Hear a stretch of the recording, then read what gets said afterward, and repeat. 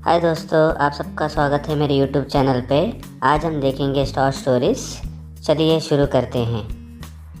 इस स्टोरी में डिटेक्टिव राम जंगल में घूमते घूमते एक पुराने महल के पास पहुंच जाता है। यह महल जंगल के बीचों बीच होता है, तो वह सोचता है कि इस महल के अंदर जाके देखे कि यहाँ क्या है और क्यों जंगल के बीचों बीच है। तो वह अंदर चला जाता है।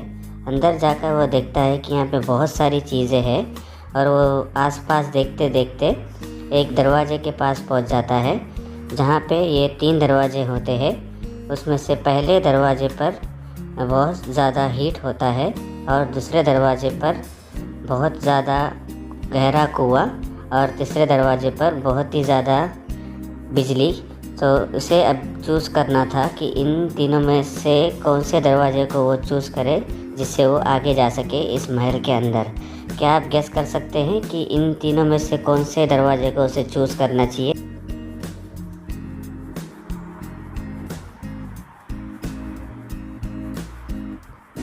क्या आपने गेस कर लिया कौन सा दरवाज़ा उसे सिलेक्ट करना होगा? नंबर 1, 2 या 3? चलिए मैं ये आपको बता देता हूँ। वो नंबर 3 सिलेक्ट करेगा, क्योंकि नंबर 1 और नंबर 2 में वो नहीं जा सकता, जिससे अगर वो जाएगा तो उसकी मौत हो जाएगी। नंबर 3 में वो जा सकता है क्योंकि उसने रबर के शूज़ पहने हुए हैं जो उसे इस हाई इलेक्ट्रिसिटी से बचाएंगे। तो नंबर 3 दरवाज़ा वो सिलेक्ट करेगा आगे बढ़ने। डिटेक्टिव राम ने ये सोचा है कि उसे वैकेशन पे जाना है, इसीलिए वो ऑनलाइन वैकेशन के लिए इन्फॉर्मेशन ढूंढने के लिए शुरू करता है। और वह सोचता है उसे बीच जाना है, तो वह बीच के बारे में इन्फॉर्मेशन निकालता है और उसे बीच के बारे में ढूंढते ढूंढते उसे एक फ़ोटो मिल जाती है। क्या आप देखकर बता सकते हैं कि यह फ़ोटो असली है या नकली है, रियल या फेक है? ध्यान से देखिए इस फ़ोटो को, आप समझ जाएंगे ये रियल है या फेक है।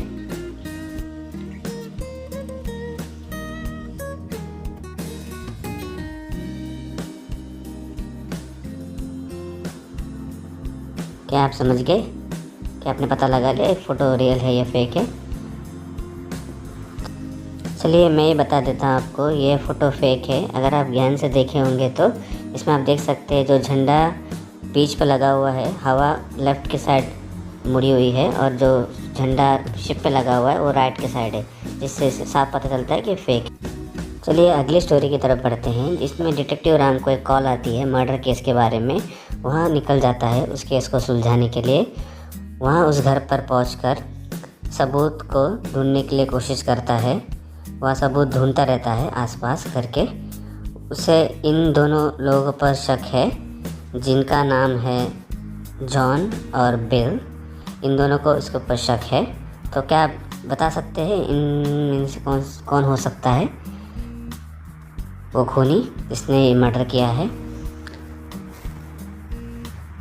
और डिटेक्टिव राम को ढूंढते ढूंढते एक क्लू मिल जाता है जिस पर लिखा है कि मैंने ही मारा है और उसमें नीचे नंबर लिखा हुआ है 7718।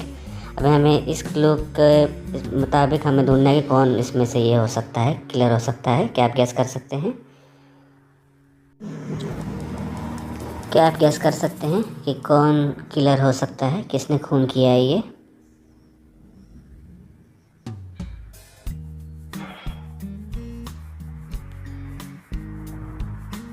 चलिए मैं ये आपको बता देता हूँ। अगर आप इसको उल्टा कर देखेंगे इस नंबर को 7718 को, तो आपको बिल दिखेगा। अगर आप इसे मिरर इफ़ेक्ट बोलते हैं, अगर इसे उल्टा करके देखेंगे तो आपको ये उसका नाम दिखेगा। तो बिल ने ये मर्डर किया है। चलिए बढ़ते हैं अपनी अगली स्टोरी की तरफ। इस स्टोरी में राज की वाइफ सुबह से मिसिंग है, जो घर वापस नहीं आई है। इसलिए राज पुलिस कंप्लेन कर देता है और डिटेक्टिव राम के पास पहुंच जाता है और कहता है कि उसकी वाइफ सुबह से घर पर नहीं आई है, वो मिसिंग है, और अपना केस उसके साथ रजिस्टर कर देता है। डिटेक्टिव राम सोचता है कि उसके पास और 2 मिसिंग केसेस आए हैं, तो वो सोचता है कि ये तो सॉल्व करना ही होगा, क्योंकि ये 2 मिसिंग और है तो 3 मिसिंग केस हो गए टोटल। तो वह बहुत ही कोशिश करता है और बहुत ही कोशिशों के बाद उसे फाइनली ये किडनैपर मिल जाता है जिसने उन तीनों औरतों को किडनैप किया था और जो मिसिंग थी। तो वह राज को फ़ोन करके बुलाता है कि तुम वहाँ पर आ जाओ जहाँ पर इसने उन तीनों औरतों को रखा हुआ है। तो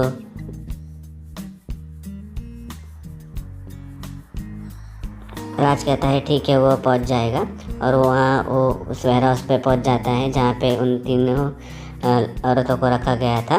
तो इन तीनों में से अब राज को अपनी वाइफ को पहचानना है, बट यह बहुत ज़्यादा मुश्किल होगा उसी लिए, क्योंकि यह तीनों दिखने में एक जैसी ही दिख रही है। इस फोटो में आप देख सकते हैं। तो क्या आप राज की हेल्प कर सकते हैं? इन तीनों में से कौन सी राज की वाइफ है? क्या आप बता सकते हैं? क्या आप गेस कर सकते हैं? चलिए देखते हैं।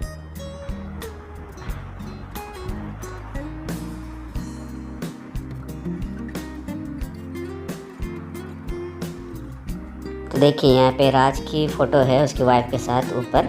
इनमें से हमें सिलेक्ट करना है A, B या C। क्या आप बता सकते हैं इनमें से इसकी वाइफ कौन हो सकती है? अगर आप ध्यान से देखेंगे तो आप समझ जाएंगे। चलिए मैं आपको बता देता हूँ। इसकी वाइफ है B। अगर आप ध्यान से देखेंगे उसके फ़ोटो पर, उसके फ़ोटो पर उसका एक बर्थ मार्क है, जो आप B के इसमें भी देख सकते हो। उसके बाद बर्थ मार्क है, क्योंकि ये A और C भी सेम दिख रहे हैं फ़ोटो में, इसके लिए थोड़ा हार्ड था। बट ये आप बर्थ मार्क अगर ध्यान से देखा होगा तो आपको पता लग गया होगा कि ये इसकी वाइफ है। चलिए बढ़ते हैं अपने अगली स्टोरी की तरफ। इस स्टोरी में एक टीचर्स क्लास में पढ़ा रही होती है और एक प्लेन उसके सर पे आकर लगता है, जिससे वह बहुत ज़्यादा गुस्सा हो जाती है और वह पूछती है क्लास से, ये किसने प्लेन फेंका, मुझे जल्दी बताओ अभी के अभी। बट कोई नहीं आगे आता और कोई नहीं बताता कि उसने ये फेंका है। तो हमें पता लगाना होगा कि ये प्लेन किसने फेंका था टीचर के ऊपर। क्या आप बता सकते हैं कि इन 6 बच्चों में से किसने उस प्लेन को फेंका होगा? अगर आपने ध्यान दिया होगा तो आप बता सकते हैं। ये बहुत आसान है। हमें इन 6 बच्चों में से सिलेक्ट करना है कि किसने फेंका था वो प्लेन उस टीचर के ऊपर। नंबर 1, 2, 3, 4, 5 या 6 ने। अगर आपने ध्यान से देखा होगा तो वह प्लेन नंबर 4 ने फेंका था, क्योंकि उसके पुस्तक का रंग सेम उस प्लेन के कलर से मैच कर रहा है, जो कि रेड है। तो इसका मतलब नंबर 4 के बच्चे ने उस प्लेन को टीचर के ऊपर फेंका था। चलिए आगे बढ़ते हैं अपनी अगली स्टोरी की तरफ। इस स्टोरी में एक कार का एक्सीडेंट हो जाता है, जैसे आप देख सकते हैं। उसमें एक आदमी मर जाता है। क्या आप बता सकते हैं कि यह एक एक्सीडेंट था या मर्डर था? ध्यान से देखिए इस फोटो को और आप बता सकते हैं, क्या आप गेस कर सकते हैं कि यह मर्डर था कि एक्सीडेंट?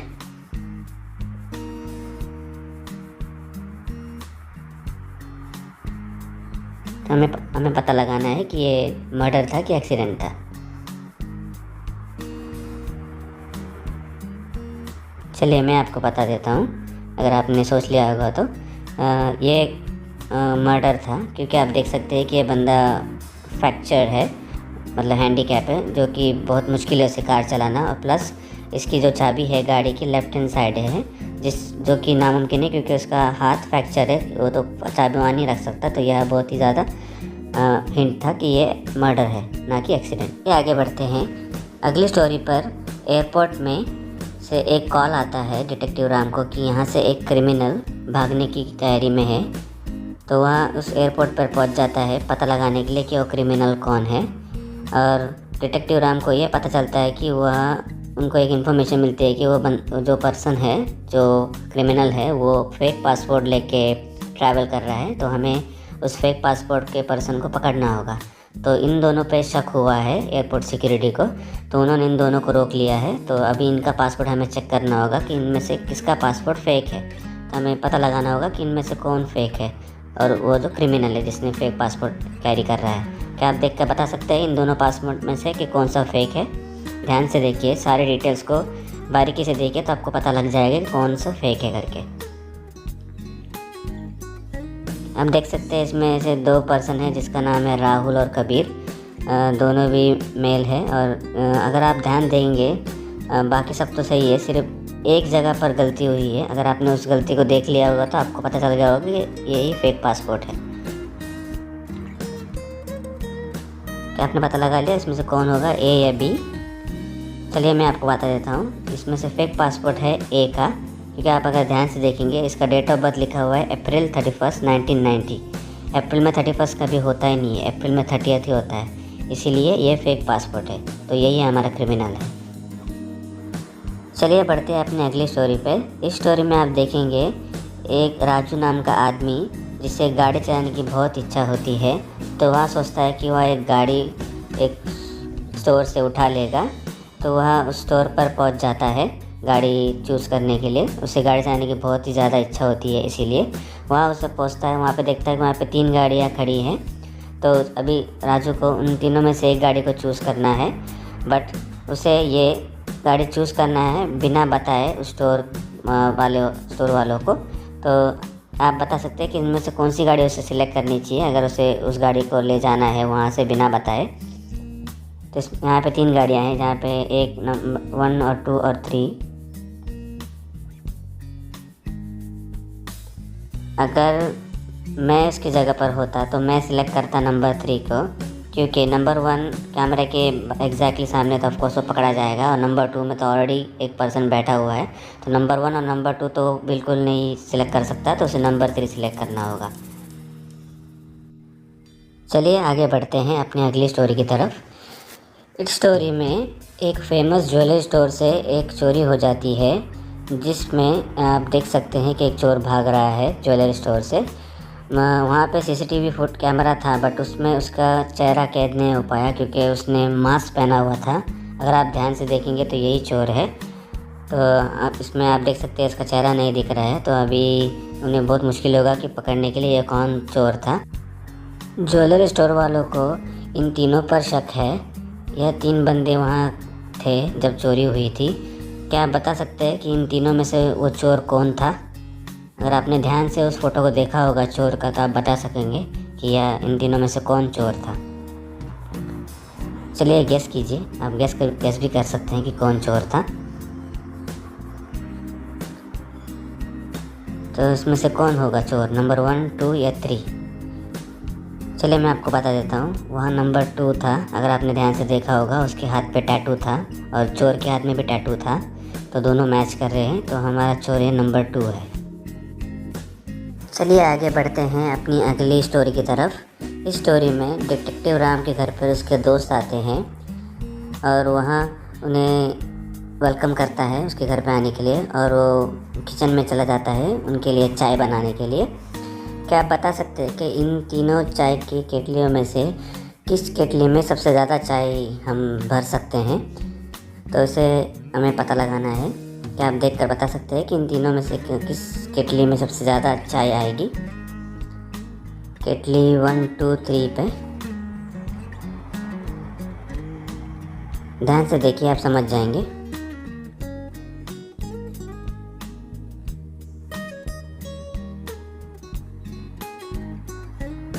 तो हमें सिलेक्ट करना है केटली A, B, C। अगर आपने इसे ध्यान से देखेंगे तो आपको पता लग जाएगा कि कौन सी केटली में सबसे ज़्यादा चाय पकड़ेगी। चलिए मैं आपको बता देता हूँ कि किस केटली में सबसे ज़्यादा चाय पकड़ेगी। वह केटली B होगी, क्योंकि आप देख सकते हैं कि उसका जो हम जहाँ से चाय को पोर करते हैं उसका नोज़ल बहुत ऊपर है और परफेक्ट प्लेस पर है। बट वही कंपेयर करेंगे A और C के साथ। अगर वही आप कंपेयर करेंगे A और C के साथ में, A का नोज़ल बहुत ही ज़्यादा नीचे है जिसकी वजह से उसमें ज़्यादा चाय नहीं पकड़ेगी, और C का नोज़ल बहुत ज़्यादा छोटा है जिसकी वजह से उसमें भी ज़्यादा चाय नहीं पकड़ेगी। तो इनमें से सबसे ज़्यादा चाय हम भर सकते हैं वो है B नंबर पर। तो हम B नंबर को सिलेक्ट करेंगे। चलिए हम आगे बढ़ते हैं अपनी अगली स्टोरी की तरफ। अगली स्टोरी में आप देखेंगे कि यहाँ एक घर है जो कि बहुत ही हॉन्टेड है, जो बोलते हैं कि बहुत ही भूतिया घर है। तो यहाँ पे लोगों को जाने को बहुत डर लगता है, तो इसे बहुत ही डरावनी घर पे कंपेयर किया जाता है। इस घर में कोई जाने की हिम्मत नहीं करता है, बट एक दिन 4 दोस्त ये डिसाइड करते हैं कि वहाँ इस घर में जाएंगे, और वहाँ उस घर के पास पहुँच जाते हैं और उसके अंदर जाकर वहाँ बहुत सारी फ़ोटोज़ खींचते हैं ताकि वो देख सके कि ये घर कैसा है अंदर से। बट वो फ़ोटो भी बहुत सारी खींचते हैं अंदर, बट उनमें से एक फ़ोटो वो देखकर डर जाते हैं और वहाँ से भाग जाते हैं जब वो सारी फ़ोटोज़ देखते हैं। यह घर बहुत ही ज़्यादा डरावना था, इसलिए वो डर जाते हैं। क्या आप बता सकते हैं कि वो फ़ोटो कौन सी हो सकती है जिससे वो डर कर भाग गए हैं?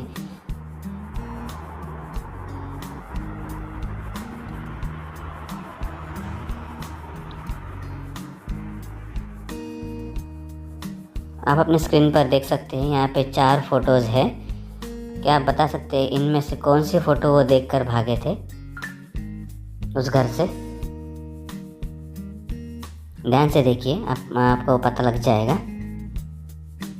तो ये फ़ोटो ए, बी, सी या डी, कौन सा फ़ोटो हो सकता है? आपको क्या लगता है?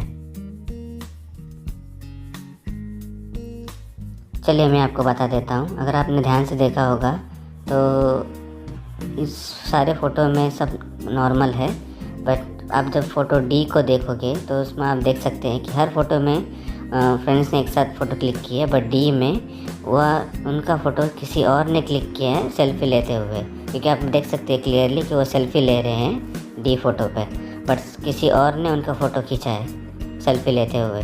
तो इसीलिए ये फ़ोटो देखकर वो वहाँ से डर कर भाग जाते हैं।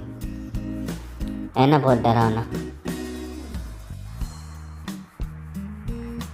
चलिए आगे बढ़ते हैं अपनी अगली स्टोरी की तरफ। इस स्टोरी में आप देखेंगे राहुल जो अपने घर पर पार्टी दे रहा होता है, उसका खून हो जाता है उसी के घर पर, उसी की पार्टी में। तो वहाँ पे डिटेक्टिव राम को बुलाया जाता है इस केस के सुलझाने के लिए। वहाँ डिटेक्टिव राम पहुँच जाता है और क्लूज़ के लिए आसपास देखने लगता है, और वहाँ राहुल की डेड बॉडी के पास पहुंचकर देखता है कि वहाँ पे कोई क्लू है जिसने इसे मारा है। और डिटेक्टिव राम को राहुल के 4 दोस्तों के ऊपर शक है। वो 4 लोग ये हैं, आप देख सकते हैं अपनी स्क्रीन पर। तो ये 4 लोग उसके दोस्त हैं जो उस समय उसके पार्टी पर भी मौजूद थे जब उसका खून हुआ था। तो इन 4 में से किसी एक ने राहुल को मारा है। क्या आप पता लगा सकते हैं कि किसने राहुल को मारा होगा? इनका नाम है रॉबिन, जूलिया, रायन और अप्रैल। क्या आप बता सकते हैं इनमें से किसने राहुल को मारा होगा? अगर आपने ध्यान से देखा होगा राहुल की डेड बॉडी को।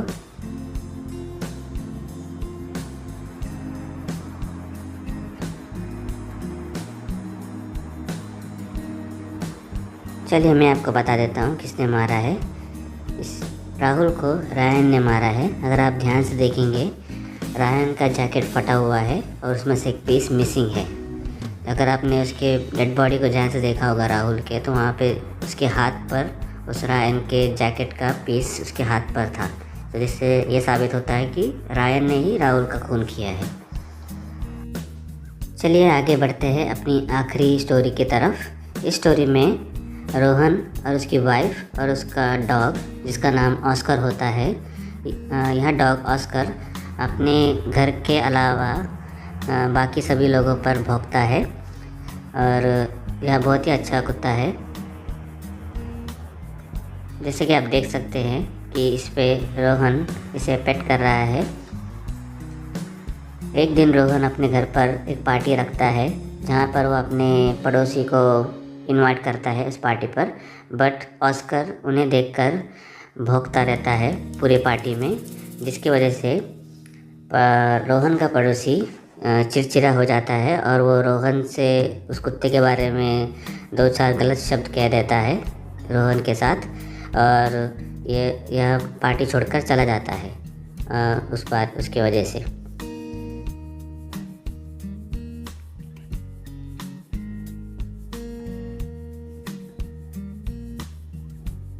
और उसके अगले दिन जैसे आप देख सकते हैं कि रोहन का खून हो जाता है, और डिटेक्टिव राम को वहाँ बुलाया जाता है उस खून के इन्वेस्टिगेशन करने के लिए कि यह खून कैसे हुआ करके।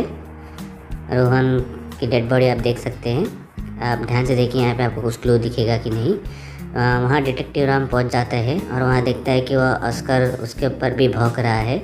इससे उसे पता लग जाता है कि ऑफकोर्स ऑस्कर वहाँ सभी लोगों पर भौंकता है, उसके घर के लोगों के अलावा।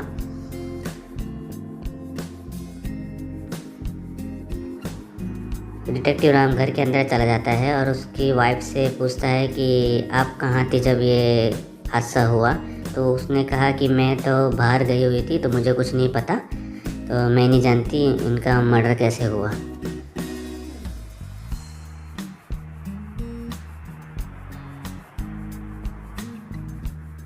फिर डिटेक्टिव राम उनके पड़ोसी के पास जाता है और उनसे भी पूछताछ करवाता है कि क्या आप कहाँ थे जब ये मर्डर हुआ। तो उसने बोला कि मैं यही था अपने घर पर, बट मैंने सुना एक चीख सुनी और उसके बाद मैंने एक गन शॉट सुना, गोली चलने की आवाज़ सुनी मैंने। तो तब जाके मैंने आकर देखा तो यहाँ पे रोहन मारा पड़ा था। तो मेरी उसके साथ लड़ाई हुई थी, बट मैंने उसका खून नहीं किया है, मैंने सिर्फ इतना ही सुना। क्या आप बता सकते हैं इन दोनों में से किसने रोहन का खून किया होगा, एवी ने या ग्लेन ने? चलिए आप गेस कर सकते हैं, इन दोनों में से किसी एक ने उसे मारा है। ग्लेन तो उसकी वाइफ है, एवी उसका नेबर है। सोचिए, क्या आपने सोच लिया? तो मैं आपको बताता हूँ, इसका खून ग्लेन ने किया था, उसकी वाइफ ने। क्यों? क्योंकि यहाँ पे बहुत सिंपल है कि जब पड़ोसी ने उसे बताया कि उसने सिर्फ रोहन की चीख और गन शॉट की आवाज़ सुनी, जिसके साफ ज़ाहिर होता है कि घर में कोई बाहर का बंदा नहीं आया था, वरना ऑस्कर उस पर ज़रूर भौंकता। तो यही ग्लेन थी जो घर उसकी वाइफ थी, उसी ने उसका खून किया, इसीलिए ऑस्कर उस पर नहीं भौंका, क्योंकि ऑस्कर उसे जानता था। आप सबका शुक्रिया मेरे इस वीडियो को देखने के लिए।